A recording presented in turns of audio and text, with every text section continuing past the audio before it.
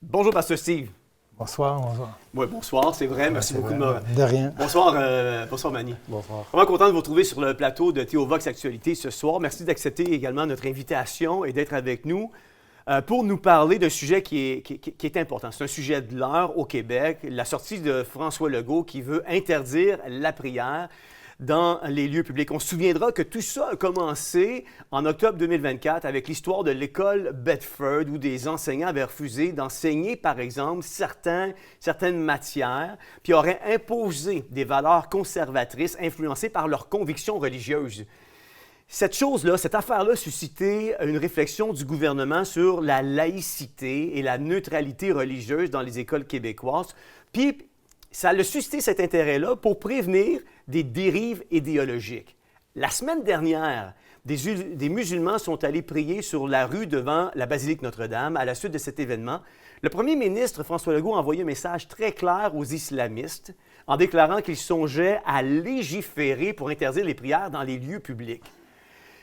Si tous les yeux présentement du Québec sont rivés sur la religion musulmane, une telle disposition législative affecterait également la pratique de toutes les religions. Ce soir, Pasteur Steve, selon vous, est-ce que l'interdiction de la prière dans les espaces publics constitue une atteinte à la liberté de religion garantie par la Charte canadienne ou la Charte québécoise des droits et libertés? Oui, absolument. Je pense que c'est évident que ça va contre la Charte des droits et libertés. Juste pour lire juste le début de la Charte canadienne, parce qu'on est tous des Canadiens, même si on est au Québec. C'est marqué ici, juste le début. C'est entendu que le Canada est fondé sur des principes qui reconnaissent la suprêmatie de Dieu et la primauté du droit. Ouais. D'abord, c'est évident dans le fait que toutes les lois, tous les droits qu'on a, ils sont basés sur Dieu. On est une Église. D'abord, on suit Dieu, on professe Dieu. D'abord, ça fait partie de nos pratiques de prier. Ouais. D'abord, le fait qu'ils disent, même en ciblant les musulmans dans ce cas-là, ça affecte tout le monde parce que la prière, c'est quelque chose de fondamental pour des chrétiens aussi. D'abord, s'ils disent que les musulmans n'ont pas le droit, ça veut dire aussi les chrétiens, les autres n'auront pas le droit non plus. Ouais, d'abord, c'est évident. Ouais. Manny, tu es allé lundi, il y avait une annonce qui avait été faite, tu es allé lundi manifester devant le bureau de comté de François Legault. Et on regarde l'extrait du reportage que tu as fait pour Théovox pendant que tu étais là-bas. D'accord. Ici Emmanuel Ouellet pour Théovox. On est devant le bureau de François Legault pour une soirée de prière afin d'invoquer le Seigneur et de toucher son cœur afin qu'il ne mette pas en place le projet de loi pour interdire la prière dans les lieux publics. Est-ce que tu peux me dire qu'est-ce que tu as à cœur? En fait, moi, ce que j'ai à cœur, c'est la parole de Dieu. La parole nous dit exactement d'aller et de faire de toutes les nations des disciples. Et ma mission que j'ai reçue quand j'ai donné ma vie au Seigneur dans les semaines qui ont suivi, ça a été d'aller et de se multiplier. Pour faire entendre la bonne nouvelle de l'Évangile de Christ, car il est ressuscité. Alléluia. Tu es avec? Avec Denise Coderre. Qu'est-ce que tu voudrais prier spécifiquement pour M. Legault? Bien, moi, je voudrais prier que M. Legault puisse comprendre qu'on a des droits. Selon la Charte des droits, on a le droit de prier publiquement et qu'on n'est pas des gens, justement, qui voulons la guerre, mais on veut la paix. Qu'est-ce que tu penses du projet de loi qui essaie d'être en place? Je suis en désaccord et je crois que nous devons nous lever.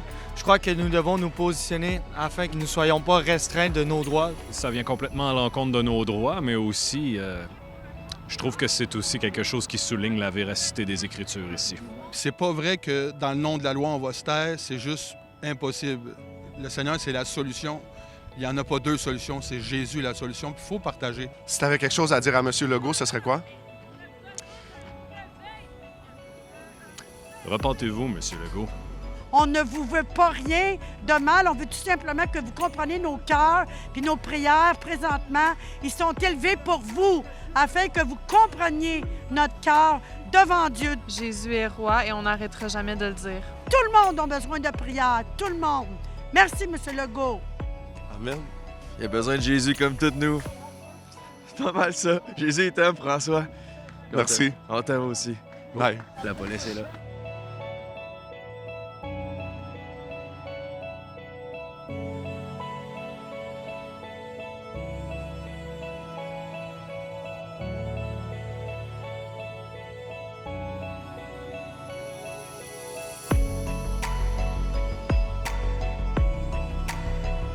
Qu'est-ce que tu dirais à tous ceux qui disent qu'il n'y a pas de jeunes qui aiment Jésus aujourd'hui? Je pense que les gens se trompent parce que le réveil est là, les jeunes sont allumés, puis les jeunes ont besoin de savoir que Jésus est leur sauveur. De jour en jour, de semaine en semaine, de mois en mois, il y a de plus en plus de jeunes qui se réveillent et qui réalisent ça, justement. La Bible dit que dans les derniers jours, le Saint-Esprit allait, Dieu allait révéler son Saint-Esprit, comment on dit, pour out.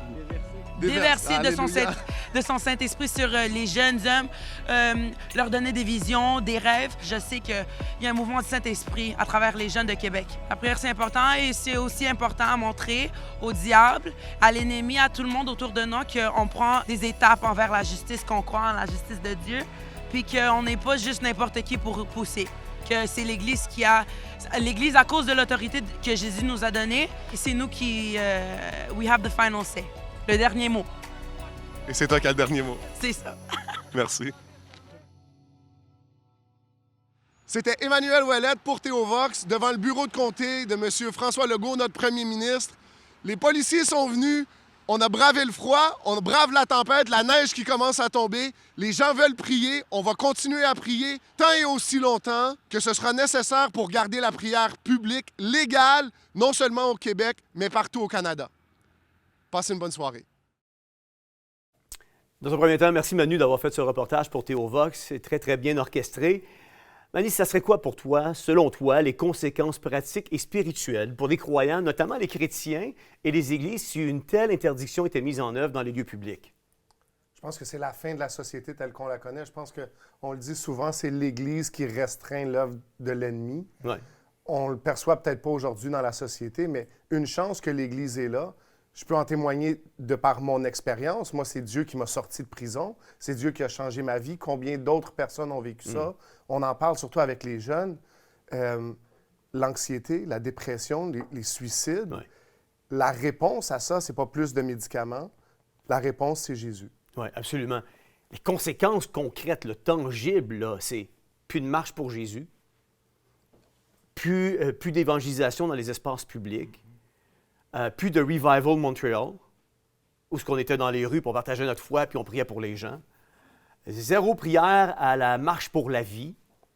C'est grave, là. Puis moi, ce qui me préoccupe, c'est qu'au nom de l'islamisme, puis on est issu d'une province, d'un Canada, d'un pays qui a des valeurs chrétiennes.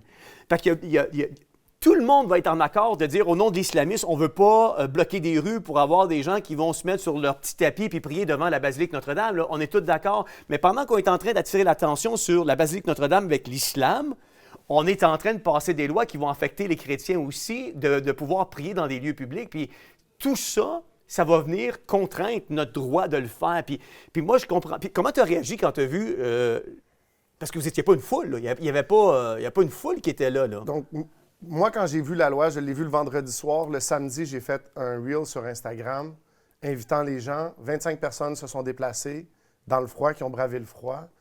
Moi, ce que j'avais à cœur, c'est, puis t'en parles, les gens pointent à l'islamisme comme si ça vise seulement eux. Mais la réponse à un mensonge, c'est pas un autre mensonge. Non. La réponse à un mensonge, c'est la vérité. Exact. La vérité, c'est Jésus. Ouais.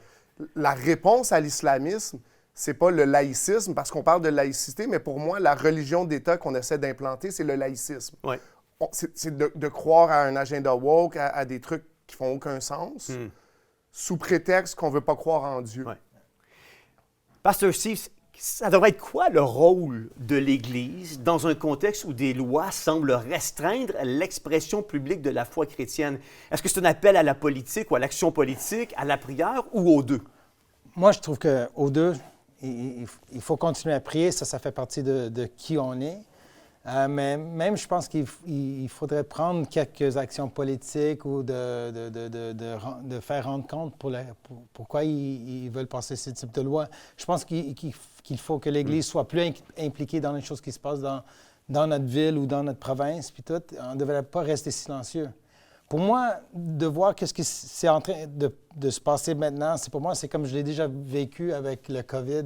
Ouais. C'est comme ils ont vu les limites où ce qui étaient les limites, puis même avec ça, ils essaient de pousser de nouveau de détruire, d'enlever nos droits, nos libertés. Ouais. Bon, pour moi, c'est la même chose. L'Église doit être plus verbale, ils doivent être à l'œuvre, ils doivent être en action avec tout ça. Imaginez-vous, on est 1,1, 1,2 % de chrétiens évangéliques au Québec, ce qui représente à peu près, j'avais déjà fait le calcul dans le passé, entre 125 et 150 000 chrétiens évangéliques.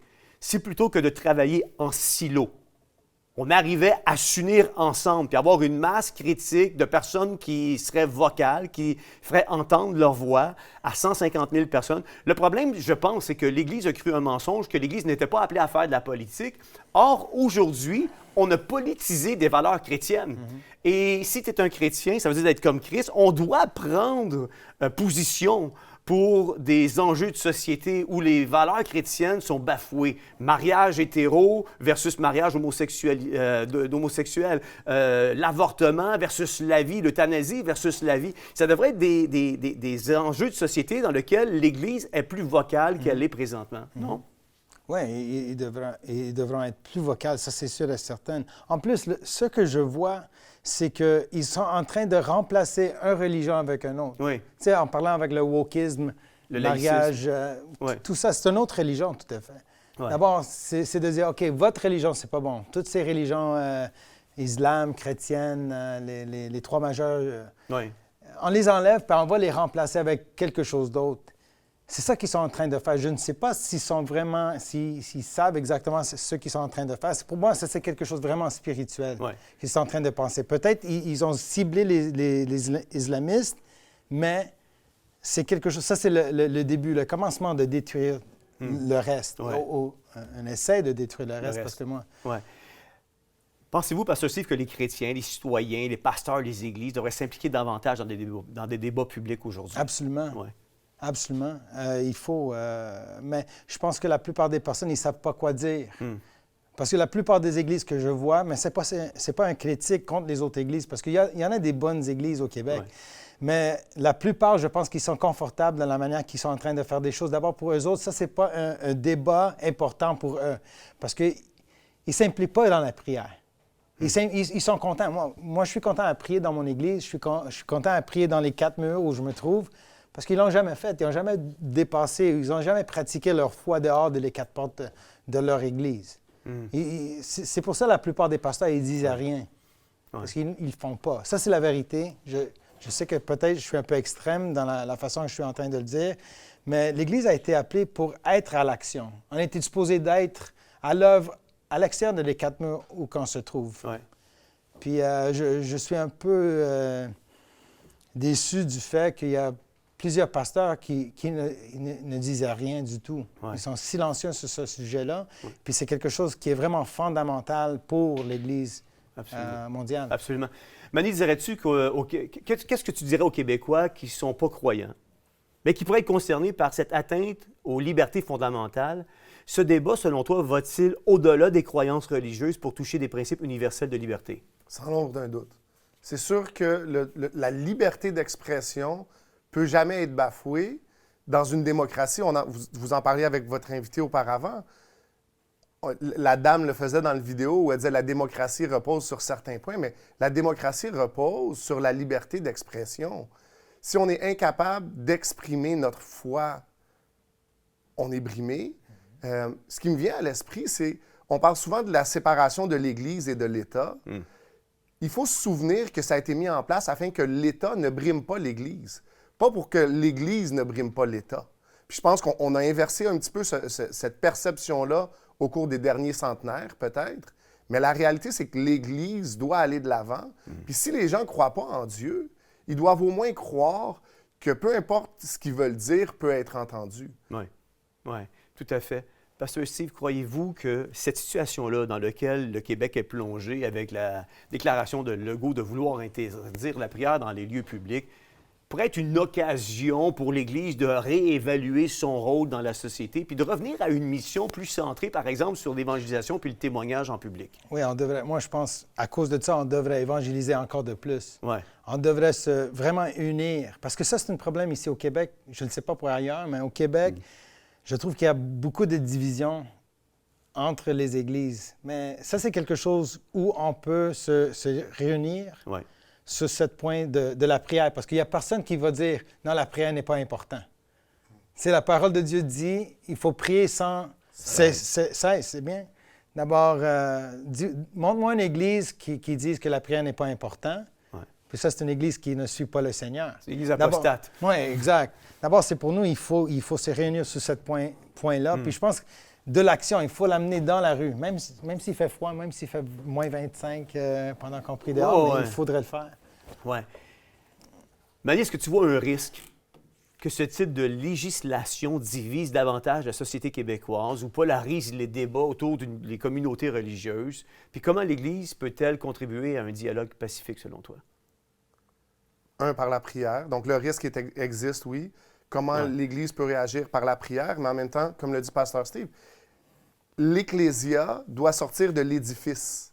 L'Église ne doit pas rester concentrée dans un building. On doit sortir, on doit présenter l'Évangile aux gens. Ce que moi, j'ai vécu au cours des 6 derniers mois, ce qu'on a vécu à travers Revival Montreal, puis toutes les actions évangélistiques qu'on fait avec Good News Chapel, c'est que les gens ont soif, les gens ont faim de la parole. Des gens qui étaient présents à moins 25 dehors lundi, il y a des gens qui venaient de Revival Montreal, des jeunes qui étaient dépressifs, qui contemplaient le suicide. On vit dans une société qui est brisée, les gens le reconnaissent, il y a une solution, il s'appelle Jésus, il faut juste le présenter aux gens et puis arriver, surtout au Québec, parce que c'est propre au Québec, à dissocier Jésus de l'Église catholique. Parce que je pense qu'il y a un bagage, un arrière-goût qui est dans la bouche des gens, qui n'est pas nécessairement propre à Jésus, mais qui est propre à une institution. Quelle action concrète, Pasteur Steve, l'Église pourrait-elle entreprendre dès maintenant pour sensibiliser la population et les décideurs politiques sur les dangers d'une telle interdiction? On pourrait démontrer ce qui s'est passé dans l'histoire, parce que l'histoire, il faut apprendre de l'histoire. Écoute, regarde ce qui s'est passé quand ils ont enlevé la prière de les écoles aux États-Unis. Tu peux voir des changements sociaux qui ont pris lieu à cause qu'ils ont arrêté la prière dans les écoles, excuse-moi. Et puis, il y a une corrélation entre les deux, ça c'est sûr. D'abord, pour nous, ce qu'on devrait faire, ça c'est une bonne question.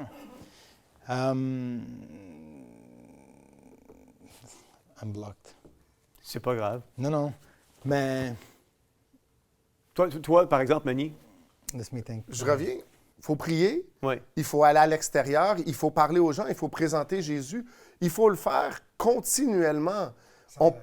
On doit se tenir debout. Paul qui nous appelle à, un coup qu'on s'est tenu debout, continuer à se tenir debout. Je ne sais pas si ma traduction est bonne, mais « When you've done all you can do to stand, stand ». Il faut continuer à se tenir debout. Il faut faire comme Daniel l'a fait quand Darius a mis la décision qu'on n'avait plus le droit de prier. Il a ouvert les fenêtres puis il a prié parce que c'est ce qu'il faut faire. Il faut se tenir debout en tant que chrétien, individuellement, en tant qu'Église, collectivement, puis en tant qu'Église avec un E majuscule, provincialement, généralement. Pasteur Steve, je reviens à vous. Est-ce que vous croyez que cette législation ne soit, par exemple, qu'un premier pas vers un contrôle accru ou de l'expression religieuse au Québec, puis qu'elle pourrait ouvrir la porte à d'autres restrictions visant l'expression religieuse ou les valeurs chrétiennes à d'autres niveaux? Mais oui, ça, c'est juste le début. C'est juste le début. Mais ça n'a pas juste qu'à faire avec l'Église. Éventuellement, ça va toucher les droits et libertés d'autres personnes. Ça commence avec l'Église. C'est sûr. On commence avec les prières. Demain, ça va être quoi? D'évangéliser les gens. On ne peut pas aller cogner porte à porte comme les témoins de Jéhovah ils faisaient.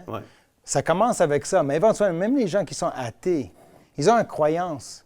À un moment donné, s'ils ont une croyance qui va contre le gouvernement, un narratif du gouvernement, ils vont dire non, tu n'as pas le droit de penser ça. Ça va contre le Charte des droits et libertés parce qu'on a le droit de conscience, on a le droit de penser nos pensées, on a le droit de nous exprimer sans dépasser les droits de quelqu'un d'autre. Ça, c'est sûr et certain.